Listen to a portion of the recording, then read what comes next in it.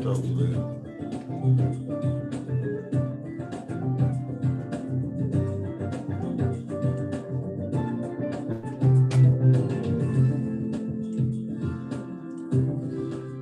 Worldwide, faith-based, community-driven streaming media. This is The Voice 17104.com from the Allison Hill District of Harrisburg, Pennsylvania. Now broadcasting community radio from Studio A and community television from Studio B on The Voice 17104.com. Welcome, my brothers and sisters, to the Richard James Show on 17104, The Voice.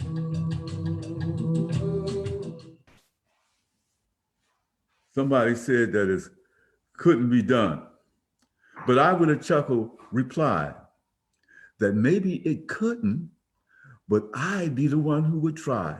So I buckled right in with a bit of grin to do the thing that couldn't be done, and I did it. How you doing? It's good to have you back.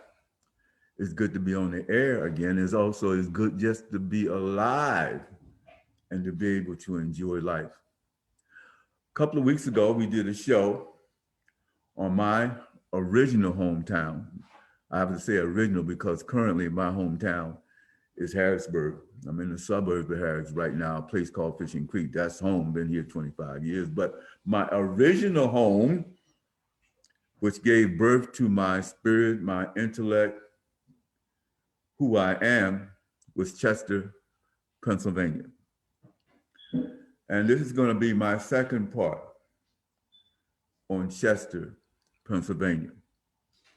Yes, somebody said that it couldn't be done, and I with a chuckle replied that maybe it couldn't, but I'd be the one who would try. Chester has a motto. And if you come into Chester, you will see a big sign that says, "What Chester makes Chester." At one point in history, and I don't want to be redundant, Chester had 63,000 people. Chester was subject to what they call the Great Migration. It happened in two phases. One was in 1917, a little earlier than that, as a matter of fact, culminated in 1917, but it came earlier, as a response to World War I. At one point, Chester was a tremendous hub for industry and growth. Now, Chester, again, had a resurgency. And that was during what was called World War II. And many people, not just African Americans, but also African Americans, migrated north for employment, for a better way of life, to get jobs in industry.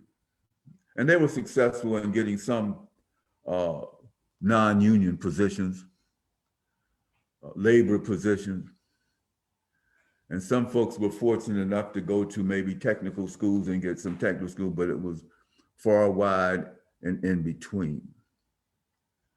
One thing Chester has always been known for in the past was discrimination and opportunities that were just isolated against people of color.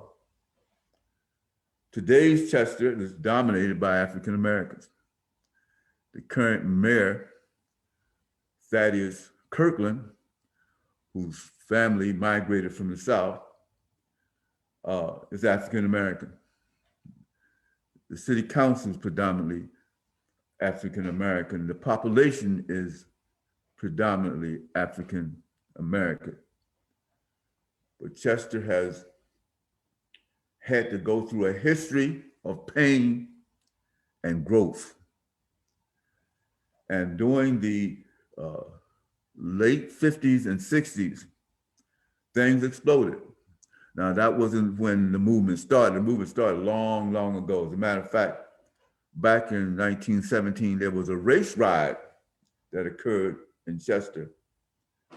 Some of the white folks resented African Americans coming up north and competing for employment, competing for housing, that kind of thing. We didn't really compete because the edge was always given to whites. But that other thing that Chester noted for was segregation. There were areas of Chester where only whites could live in. And the blacks were relegated to the poorer areas. Now, in World War II, there were a number of public houses that were built. That's why blacks, in spite of the discrimination, had a great love for Franklin Delano Roosevelt, because Franklin Delano Roosevelt was responsible for hundreds of units of housing, not only in Chester, but throughout this country. He was responsible for Social Security. He did a lot of things that helped people in general. But even in doing that, his public housing was segregated. He did not integrate the armed forces. He did not integrate federal government. He contained, supported, and uplifted racists. That's a fact.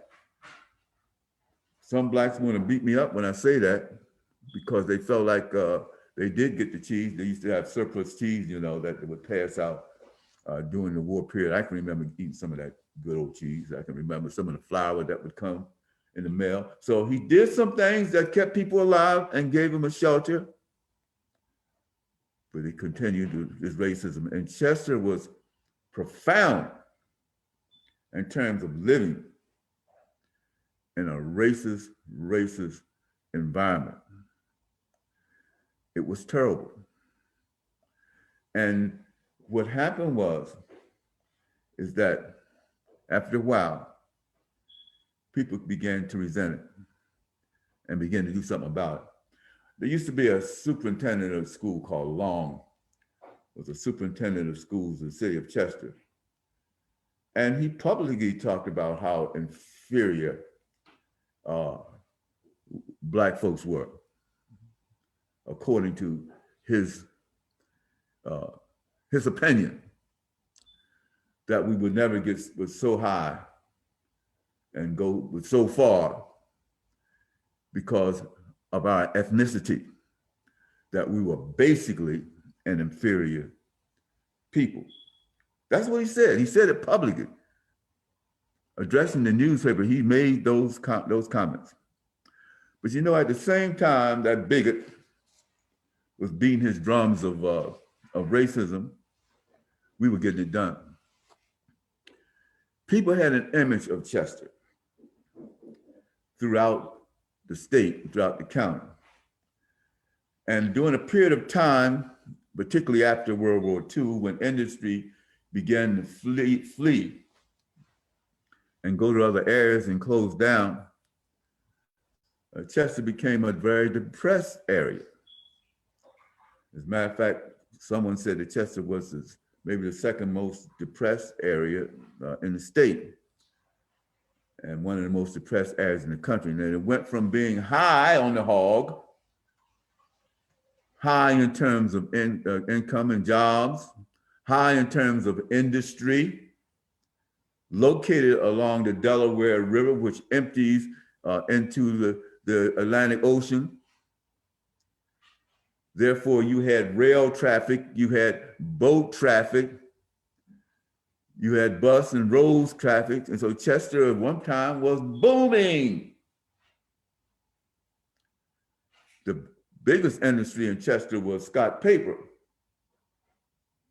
There were others, Ford Motor Company, General Electric, Baldwin Lima Locomotive. All of these industries were booming, and at some point began to slip away. But down in the so-called ghetto, the Lamokan Village, public housing, the Ruth L. Bennett Home Public Housing Project, where I grew up, the William Penn Housing Project, we were getting it done. And in spite of the inferior buildings, the lack of resources that were given to us, we made it big. I can remember back when I first joined the NAACP Youth Council, many, many moons ago, back in the early 60s. I was much older than the other members of the Youth Council, so I came in with a good friend of mine who was then named Wilbur Johnson, now referred to as Abdul Shabazz. We came in to be a support system to Alfreda Charlton Reed, who was the then chairman of the NAACP Youth Council, and support the kinds of things and programs that they were doing. One of the programs that we had was a debate club. And the NAACP had set up a debate contest. And we participated. Abdul and myself trained our students in the art of debate. As a matter of fact, I took up debate in college. But anyway, we trained them and we whipped the pants. And I'm being straight up to you. And I'm telling you like it is. Sorry, my brothers and sisters, but we whipped the pants off of all of those uppity-duppity, greater than thou individuals that are supposed to be so more intelligent than us poor folks from Chester. We did very, very, very well. And I'm proud of us. Let me just spout off a few things with my generation. My generation, of course, is moving on in time. We produce a whole litany of very, very successful people. Just to name a few, for instance, I'm just going to name a few of the doctors that came out of Chester, particularly Chester's African-American community.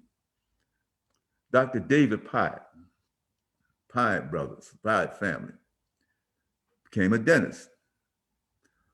Moved away from Chester, but is doing great well. A dentist that graduated from Douglas and from Chester High School. A dentist, you heard me? A dentist. We also have a Dr. Andrew Jackson, one of our most prominent African-American families in the city of Chester was the renowned Jackson family, and Mr. Andrew Jackson, that's Dr. Andrew Jackson, a doctor of education, a noted musician, renowned within the state of Pennsylvania, moved to State College, but he is a doctor. I'm just naming a couple of doctors, some of the things. Remember, this is a poor town, and we're not supposed to have the ability to do this. I'm naming just a few doctors. And then there was a Dr. Dexter Davis, my cousin. Dr. Dexter Davis became superintendent of the Chester School District, an African-American, wonderful, wonderful man, and a minister. And he's had many other positions, principal of a charter school, principals of middle school, but notably, he was superintendent of schools. Dr. Dexter Davis, family migrated from the South, born and raised in Chester, Pennsylvania. I'm just naming a few people that have succeeded in this so-called poor town. Dr. Patricia West. Dr. Patricia West.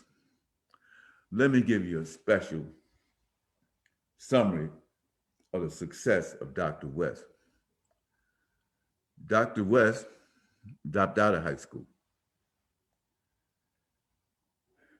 went back, got a GED, went back, got her bachelor's degree, went back and got her master's degree, and went back and got her doctorate degree. The young lady whose maiden name's Lewis, she was Patricia Lewis West, is now a doctor and a noted and well thought of professor at Lincoln University. Talk to me from Chester, Pennsylvania. Dr. Edna Hopkins Rezier, Doctor of Theology, beautiful, brilliant young woman who also happens to be my first cousin, has a doctor's degree, theology, from the suburbs of Chester, PA, came from Woodland, just a hop and a jump and a nosebleed from Chester. What I'm saying is this town, which people like to thumb their nose at, has got it going on. And not only are these doctors doing very well, we have individuals, for example, another Jackson comes to mind, is a Dennis Jackson.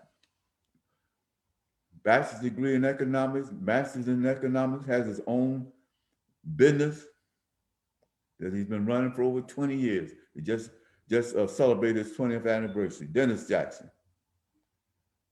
We have a lot of people who have succeeded in Chester in spite of the odds. Right now, Chester is facing some challenges, some very, very important challenges. Early on, I worked for Governor Robert P. Casey, Sr. And at the time, I was director of the Equal Opportunity and Affirmative Action Program for the Commonwealth of Pennsylvania. All of the equal opportunity and affirmative action people reported to me with a dual reporting system and the deputy for administration in the individual department. At that time, I got a chance to do an overview, to take a look at what's going on, not only in Chester, but in other areas. I was blessed to get such a position. I attended Cheyney State Teachers College, which later became Cheyney University. I was there during the time of the mass demonstrations in the city of Chester and coordinated and organized student participation in Chester. But I had the opportunity of having been rooted in some very positive experience. And I've mentioned this before, but I had a counselor named Emma Brinkley, who was also at one point principal at Douglas High School, who encouraged me to go into college. At the same time, white counselors at Chester High were just trying to discourage me from going to college, trying to do everything to keep me from succeeding. But blessed be, I went on and did well. I want to indicate also that I started my education at Widener University, which is currently Widener, but was at one time Pennsylvania Military College. And the video that I'm about to show you was a product of Widener University. Widener University is doing some very positive things in terms of doing research on what happened in Chester long ago and what Chester has to look forward to. And we can thank Widener for doing this. I was interviewed by some students from Widener maybe a decade ago in regards to what's happening in Chester. Widener's taking a very, very close look and participation in what happens in Chester. Chester has a progressive administration. Some people get angry when things don't happen at the time that they want it to happen. It's a very difficult thing. But Thaddeus Kirkland, as I said, is the current mayor of Chester. Chester has a number of city council people, including Liz Williams, who was a really old friend of mine, who was a part of Liz marched with us, demonstrated with us. She was a part of the movement to bring about change in Chester. So Chester has some hope. There are people who care about the city. That isn't to say that there aren't some problems. Chester, sometimes, like many urban areas, particularly urban areas where we live, is plagued by violence, and other things. But Chester continues to try to do something positive and to try to uplift that community. Chester has been noted over the years for his successes. Let me just mention a couple other things before we go to my video.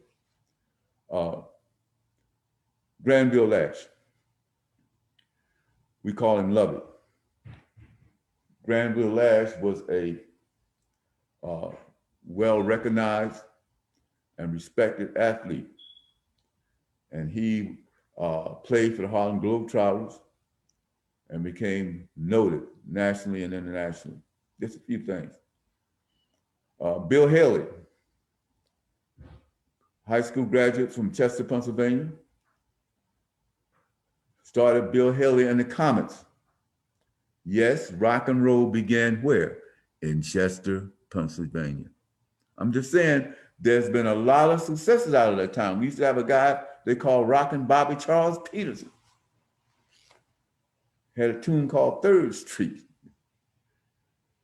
Rufus Thomas in Chester, Pennsylvania. Music did well. Marcus Belgrave, clarinet.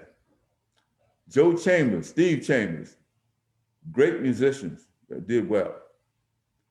And one of the most noted artists of our time and any time, Andy Turner. Andy Turner, known throughout the world for his tremendous art. Graduate of Chester High. Very, very, very famous, did a great job. And one man I have to say, that I have to mention his name before I go, was Bill Daniels. Bill Daniels never left Chester like many of us did. Bill Daniels constantly had his finger in the dike. He was trying to stop the flood of lack of success within the community. He built art centers. He taught art, constantly taught art, and taught our young people to feel good about themselves. I was fortunate when I had an African museum in Middletown to feature Bill for a couple of weeks in terms of his paintings and his art. A great man. And Bill's not the only one. There are many, many, many people who have do well, in spite of some of the things that we have had to go through with. We haven't totally gotten over slavery, but I tell you one thing, we have not let anything stop us from getting it done. Now this video that I'm trying to show you, it was not anything that I developed. Again, I say it was developed by Widener University. You look beyond in Chester in order to move forward.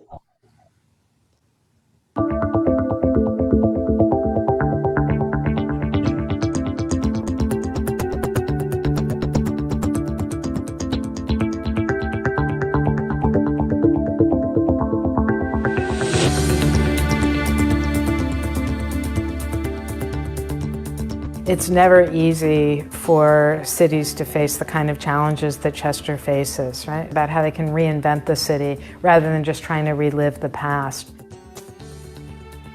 The community right now, they're starting to wake up and they're starting to see that they can do their own thing. There is a spirit of activism and volunteerism here. We continue to survive and thrive. Now, a city is infrastructure, but a city is also people. And until you know the people of the city, you don't know Chester. When you've seen it in that light and you know what we could be, that's why it makes us want to stay. It wasn't up until recent that I started learning more about my own town and realizing, all right, I want to stay here. It takes a village to raise a child. Why are you so excited about Chester? And I said, well, if I tell you that you want to move here, we're too crowded already. So I really don't want to tell you any more than I have to. It's my reason for being.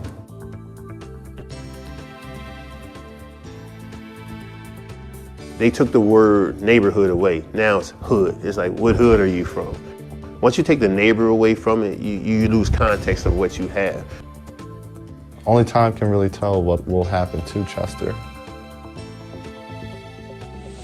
Chester is in many ways a sort of a microcosm of the whole history of the United States, and certainly of industrial growth and then decline in America.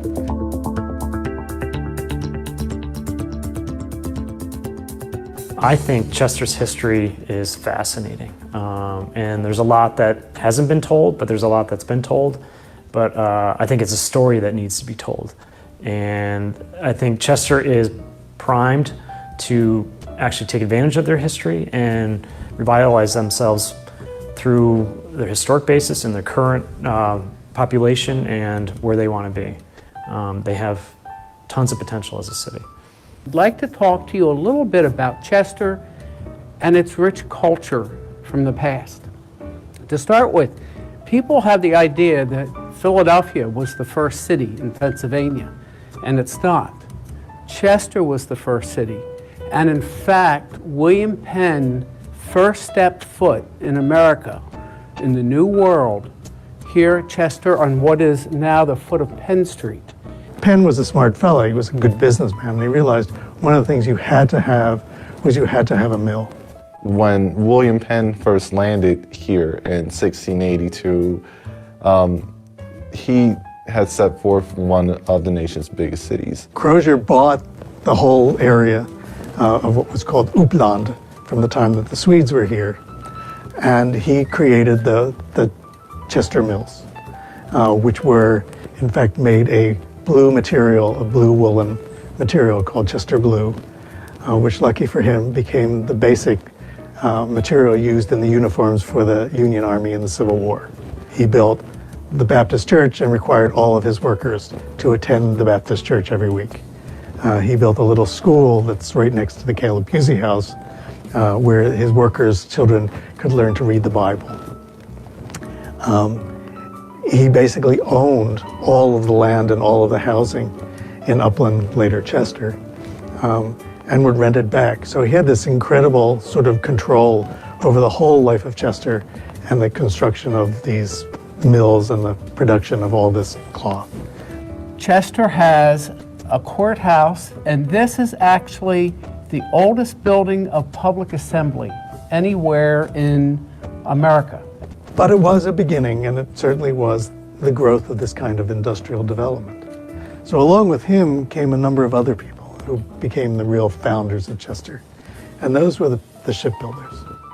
Initially it was Roach, and Roach established, Roach Shipping, and started to build ships first for commercial use, and then for the U.S. Navy when it became the Navy. And that sparked an incredible growth within Chester of industries of every sort of kind. We had Sun Shipbuilding, Sun Oil, General Electric, Ford Motor Company, I think it was Aluminium, Aluminum. Machine shops, carpentry shops, various kinds of construction places. You had the ships, later you had cars. Ford established a construction plant here. Of course, the biggest one was Scott Paper. And for a while, Chester produced 60% of all the toilet paper and paper toweling in the entire world out of Chester. And so this became one of the small hubs. But it also was in an ideal position, because as the road system started to develop, it was along the roads, it had easy access to water, and so it was a sort of a natural place for industry to start to build. And build it did. In its heyday, Chester had 4 or 5 movie theaters, 4 or 5 department stores, a major Sears and Roebuck, which I actually remember coming to with my father as a child, grocery stores, all the amenities. A lot of people would come to Chester for entertainment and for fashion and for shopping and other venues.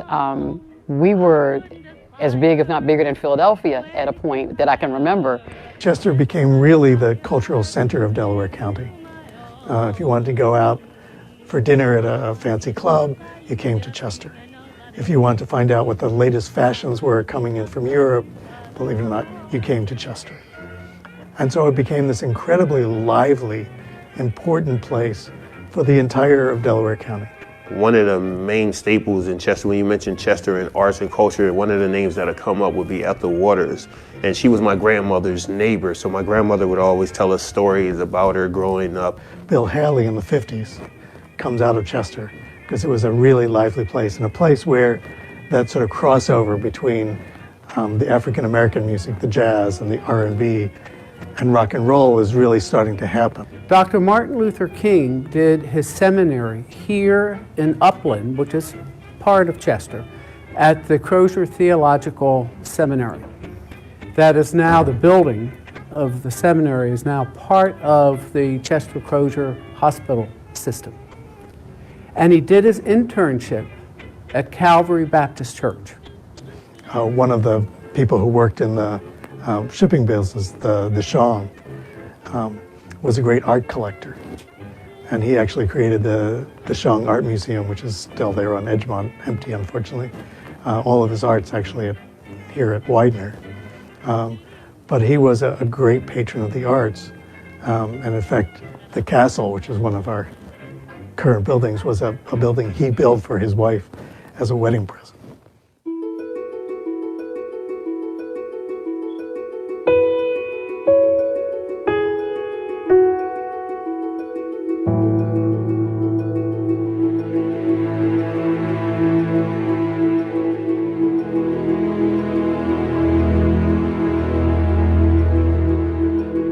And so Chester looked like it had nothing but a rosy future going forward. Unfortunately, for reasons that aren't completely clear, both of these companies folded their tents after World War II. Whether it was that they had to reinvest too much in actually making these, to modernize these, or whether they simply didn't want to be involved in it, it's not really clear. But Sun and Roach both go out of business. You know, the Ford plant closes, all these machine shops, all these little businesses that supported industry start to disappear. Basic community supports, such as grocery stores and movie theaters, they started closing. And it just became a vicious circle.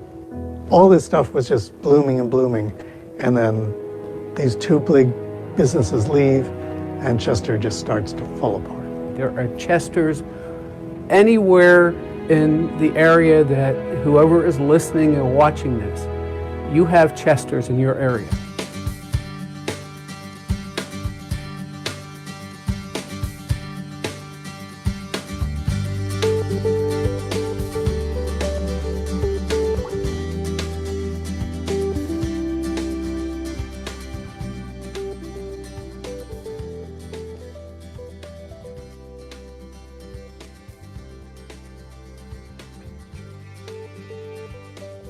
The reason I was interested in becoming the Dean of the College of Arts and Sciences at Widener is because of Widener's history and reputation for its work in the city of Chester. I was born and raised here, so Chester is home for me, and I'm currently the director of the Chester Senior Center. I've been here 18 years. The Pennsylvania Humanities Council is very devoted to civic engagement. We see that the humanities is a critical tool to bring communities together and to envision their future. My company is the Artist Warehouse, and we've been in Chester all of my life. I established it probably like 13, 14 years ago. And we always been self-sustaining, self-sufficient, no grants, no loans. We still get the work done. We still work in the communities. I actually live as a neighbor to the city, and I've been with the city in the planning department working on special projects for the past 4 years. Being a part of Chester since I was born and raised here, I feel like it is my duty to give back to my great city, wherever it sees fit.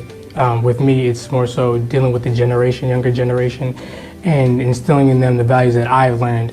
I'm Reverend Jim Lay. I'm Archdeacon of the Episcopal Diocese of Pennsylvania and a social justice activist here in the city of Chester. I am involved with many organizations. I'm vice chair of Chester Eastside Inc. It's now Inc.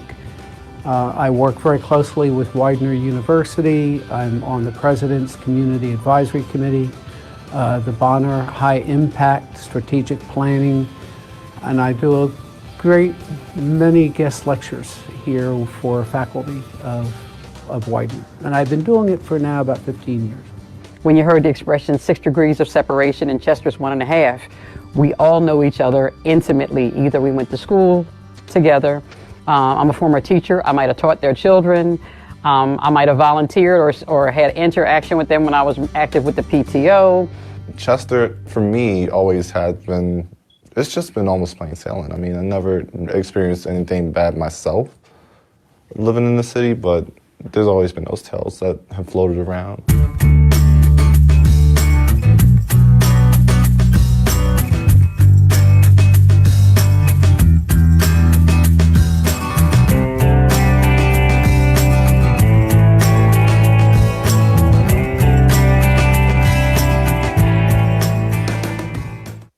Many people stay behind their doors and they don't meet together in their neighborhoods or around particular issues. That's not the truth in Chester. People get together and they talk. They're active and they're organized. And this was a place where we knew that people would come out because there is a spirit of activism and volunteerism here that is unparalleled throughout the state.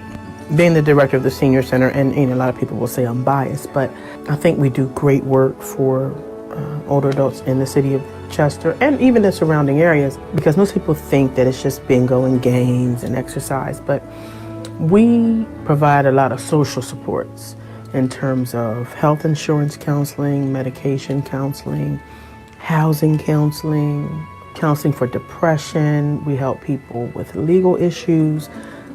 If they can't pay for their prescriptions, we find a way to make sure people can get the medicines that they need.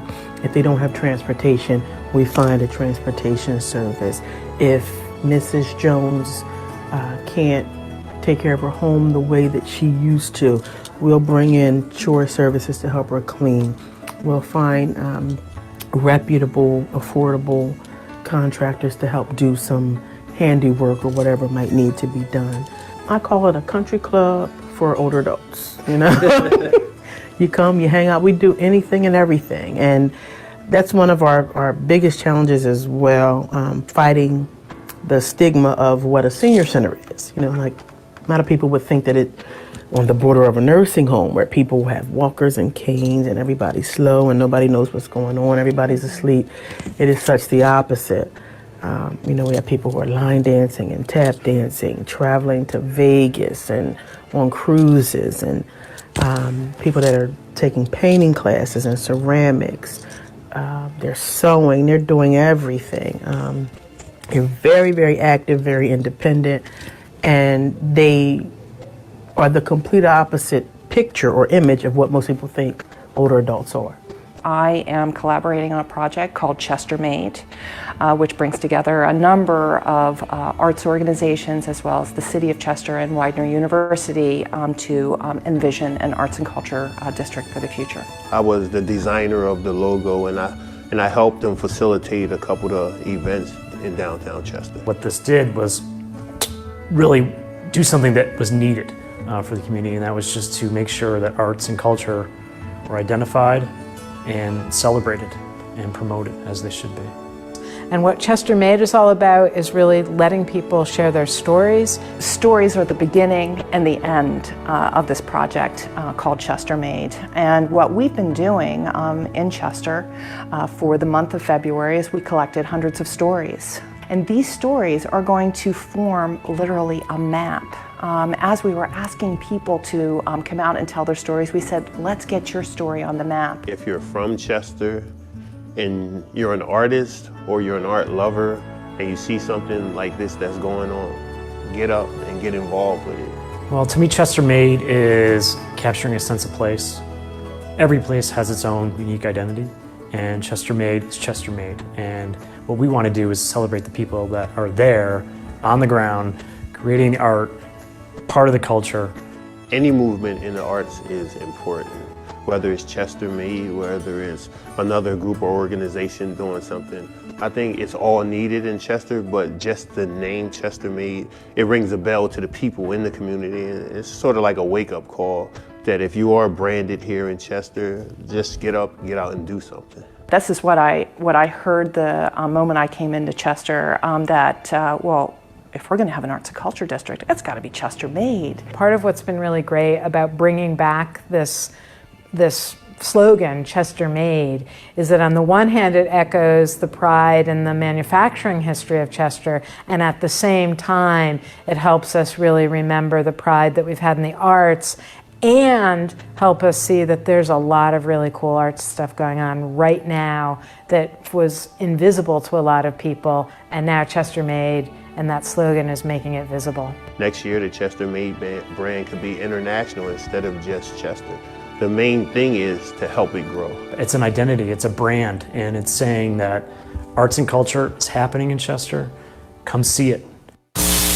Chester. The city of Chester. Crozier Chester Medical Center. In the city of Chester. It's on the streets of Chester. 4 people, including a 2-year-old boy, have been killed in the last week and a half in the city of Chester. A police officer shot in the city of Chester. Heavily armed officers swarm the scene. 2 suspects are shot dead. Others are arrested. The senseless violence on the streets of Chester. That's why there are more police out tonight, including state troopers. This is the result of 4 murders in just 8 days. One of them, a little boy. A city in crisis is turning to drastic measures. Chester is now declaring a state of emergency. The murder rate here in Chester has prompted the mayor to take action. We're talking 11 homicides so far this year, 4 of them just in the past week. Saturday night, the big story in Action News is a community in mourning, and undoubtedly there are a lot of people shaking their heads and asking, when's it going to stop? I'll tell you exactly how the media portrays Chester. The fact of the matter is, the media is there for return on investment. They portray Chester as this dangerous, terrible, rough place where there are killings and shootings, and it's almost like there's a rampage going on in Chester, and it's simply not true. All of us kind of collectively hold our breath because we're so connected here, we know who it affects. And so, good news or bad, if we do hear something, we kind of listen to see who it affects, because in the long run, it usually affects more, our circle gets a little bigger. That's another two-sided coin right there, because the things that they do report in Chester, they are happening, but they're isolated incidents. Every time you would look in the paper is a story about the murder rate and violence. And you know, last night I was involved in the newsroom story focus program with Phil Herron that focused on the downtown art scene. That's a much different story. But that's another reason why, you know, we have to stand up, and, you know, the violence, gun violence is really big too. Homicide and everything like that. But I feel like if we come together and create programs to help them out, or create, you know, some type of structure, I feel like, and come together, because there's too many, you know, we're separated a lot of times. But if we do come up with programs, and I feel like that would help us out a whole lot. Media is media. They hit the hot topics, whether it's crime or violence. And I think people in Chester know there's a lot more than that happening. And I think everyone in Chester actually sees the potential, and they want change and improvement, just like everybody does. And I think I actually see momentum now that there's more positive media out there about what's happening, and that can all start with arts and culture. So I think it's important for the people in the city, for the community, to fight to promote what is good, to keep sharing news stories, press releases, whatever have you, about the positive programs that we're having. You know, to make our voices heard, to share the good news of the things that are going on in this city. I think we're going to have to do it. We can't rely on the media, because it has not changed in 40, 50 years. We have a lot of positive things that's happening in Chester that never get the recognition. And if you know anything about media and about the news, their main caption is, if it bleeds, it leads. Me, I don't read the newspapers that often because I don't want to be hammered down with a lot of negative images. I stay in my art studio with a bunch of artists, and we paint our own picture. The key is for Chester to stop worrying about how they're being painted, pick up their own paintbrushes and paint their own story. We have to continue to be encouraged, and to know that change does take time. Especially good change, lasting change. It can take years, But as long as there's something positive going on, then we are making progress. And it takes all of us united to make it happen. And so the question is, how do you really rebuild a place like Chester? Go out there and make the difference that you want to see take place. What I would love to see as a resident is new businesses crop up, a new downtown district crop up, and just new communities. I mean, so I love meeting new people. And one of the things I would love to see is just people coming around from all parts of Chester and all parts of the area and show their support. We live in Chester, we work in Chester, we study in Chester, and that means we are Chester made. We have to think of ourselves as part of Chester. And so it's not about going into Chester to do service or to do something, but to really understand yourself as part of it. And that's a very different kind of way of thinking about yourself and your relationship. I think when we do that kind of, when we think about ourselves in that kind of way, as real partners with other people, as fellow citizens of Chester, that the learning opportunities multiply 1,000-fold. The community right now, they're starting to wake up and they're starting to see that they can do their own thing. And I think instead of giving to them, I would rather hear them say, we're building together. Because you don't have to give me anything. If you want to build something and we can work together on some things, I'm with that. But as far as like the words, to me, it just seems funny when a person says, what can you do for a person? No, what can we do together? I think that Chester has people who are really resilient, who are really proud, who are rightly proud of their history, but also have some really incredible creative ideas about how they can reinvent the city rather than just trying to relive the past. Like, it wasn't up until recent that I started learning more about my hometown and realizing, all right, I want to stay here. As I call it, it's labor intensive and not capital intensive. That is, we're focusing on people and investment in people rather than big, shiny buildings. And I think that we have a model here that learns from what other people's mistakes have been, that I think is really going to allow for development that is owned by the people, run by the people, and will keep the people here. And that, I think, is unbelievably exciting. I think there's a very rich future for Chester. It'll never be what it was. It can't be. You can never go back. But it can become something great.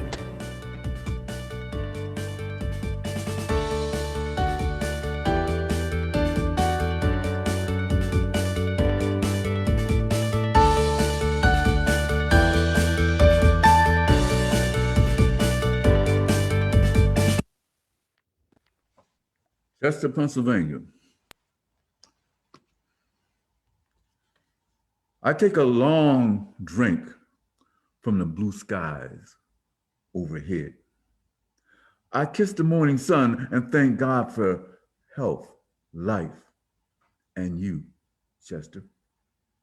I dip my toes in the rolling rivers, the Delaware. Play with the rocks, watch the fish go swimming, swimming by. I thank God for health, life, and a love that is complete. It doesn't get any better. I may not be rich and have a lot of worldly possessions, but because of you, Chester, I am the best. I have the best. You and all that I need, health, life, and love. Thank you, Lord, for a life that is sweet and that is thoroughly complete. Chester, let me say something. You have a glorious past.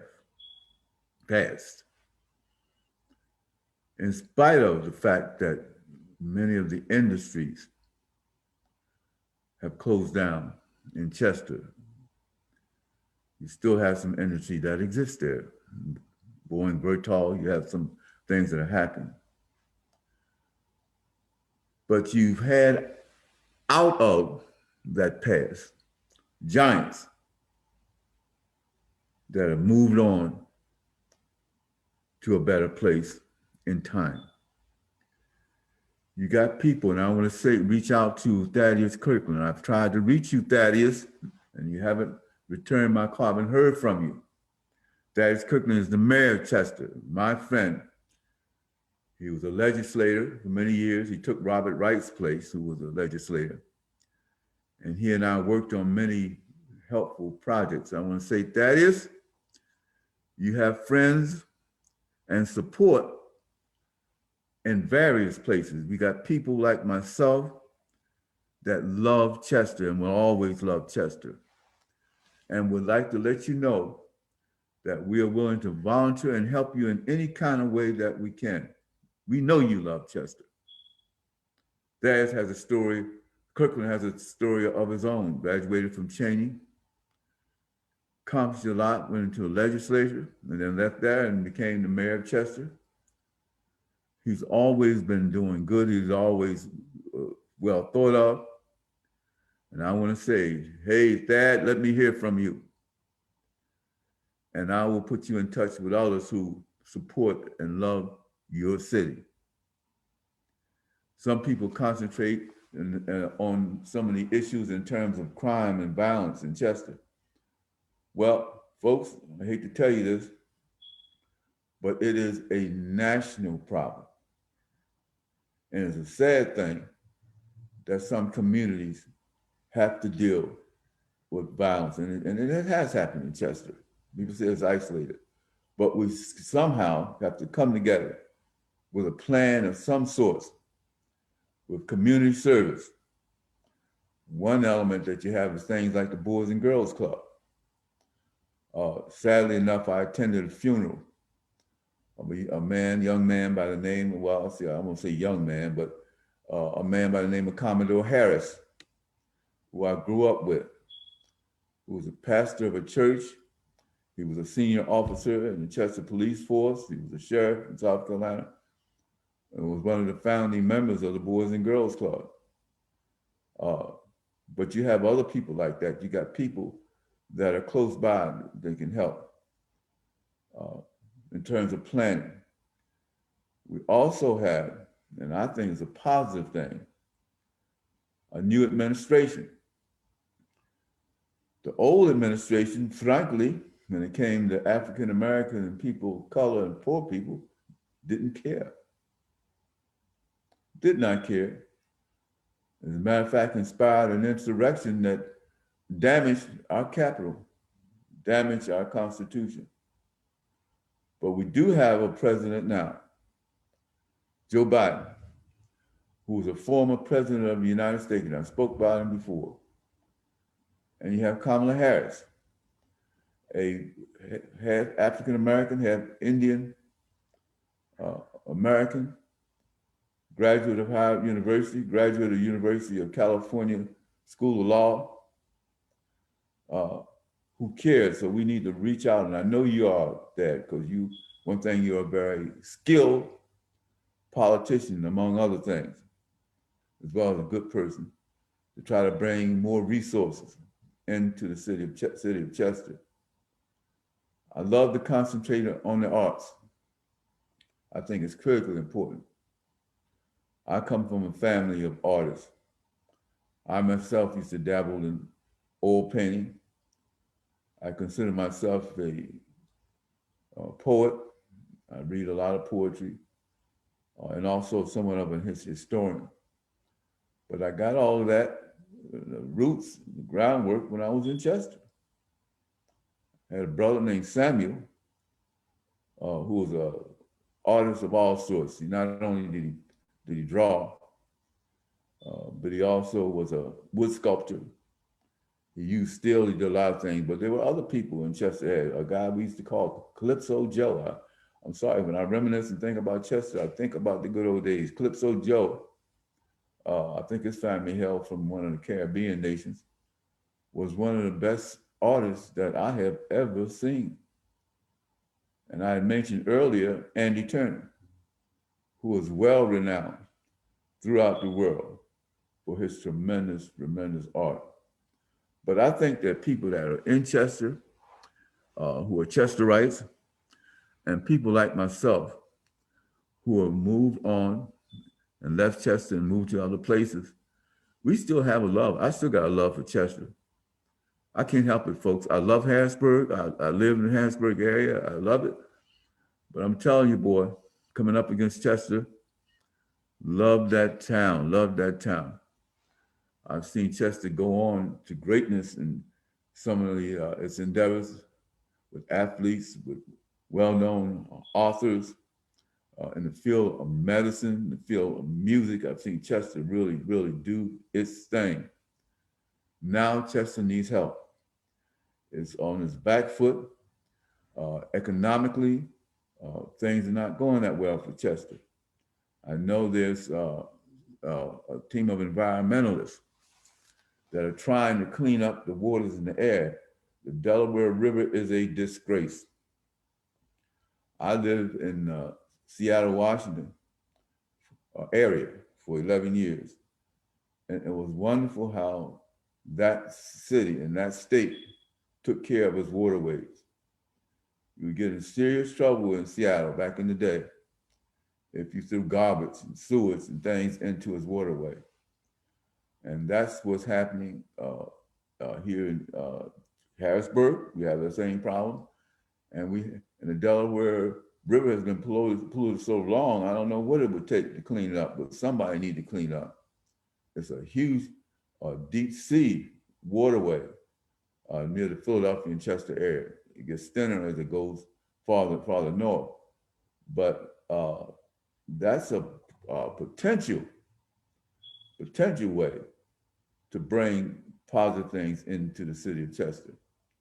There have been some things that have happened. There have been in Chester to improve Chester. I know when I was with the Casey administration, roads were built. I can remember a prison complex and the supportive things were built in Chester.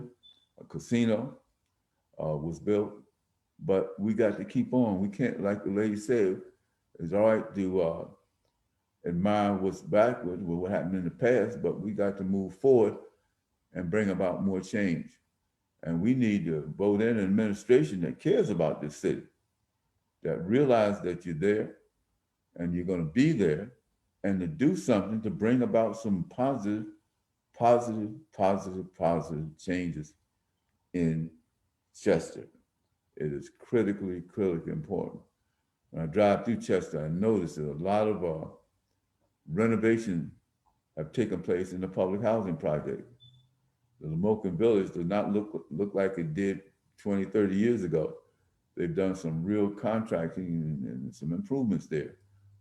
Bennett Home, they've done some things, but we need to somehow bring more businesses in the city of Chester and support those businesses. Some people talk the talk, but they don't walk the walk.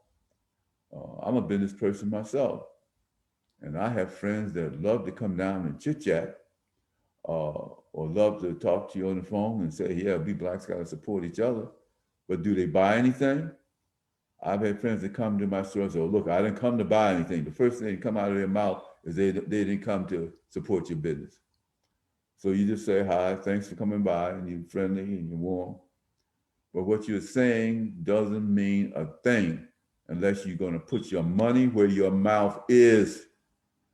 If you have African-American businesses or business of any kind, your word and verbal support ain't worth 2 cents unless you're willing to spend and support those businesses. And no town in America, because we're basically a capitalist system, no business can survive unless individuals support it. And let me tell you something, it helps everybody. When you help these businesses to continue and to exist, you make purchases from them, you support them, you create jobs, you bring up the economy, everybody benefits. And Chester needs that. The downtown area in Chester is awful. We have got to rebuild that downtown area. There's got to be money and funds available somehow but you got to reach out and you got to touch base with those folks that control those funds and make sure they come into the city of Chester. And abandoned buildings, abandoned school buildings, abandoned what have you, should not be abandoned. We should do something to make sure those institutions are being used and being used as positive things to uplift the community and make it a better place to live. Chester High Clippers. Oh, I can remember Chester High. And love the Clippers. Love Chester. Yeah, we were poor. I came up poor. I came up in public housing. But I saw my dad with a 3rd grade education and working 2 or 3 jobs, do something with his life. Business oriented. He bought a trucking firm. He had a construction firm. He did a whole lot of things just to make things better.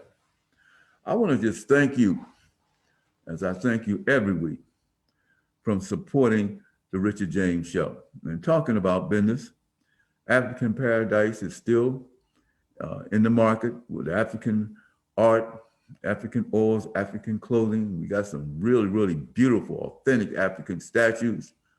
And we need your help. We need your support too. Be my friend, love me, but do something active. Support me, support. We're at the Lebanon Valley Farmers Market. Let me see or hear from you. You haven't done that. Please let me see or hear from you. Come down to see me at Lebanon Valley Farmers Market. Now that this things are opening up, they have a wonderful food court there. You can go down there and eat all kinds of food. Poultry, chili dogs, soul food, sushi, Japanese. They got everything down. It's a beautiful place, and I love being there. And I sure would like to see you. I want to thank again my good friend and Chris Thomas and his wife and family. And I have to do it every week. I want to tell you, these people are working almost round the clock to bring you information and bring you use. And they need your support, and we need your support. So I want to say, God bless you.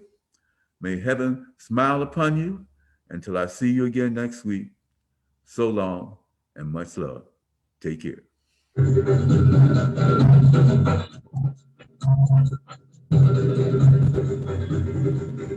Thank you again for tuning in to the Richard James Show. Our African and our African American programs are set up to educate you on what's going on in this world. We thank you for taking out the time. So listen, let's hear from you sometime also. So this is your neighbor and your friend signing off. Until I see you again next week, and hear from you again next week.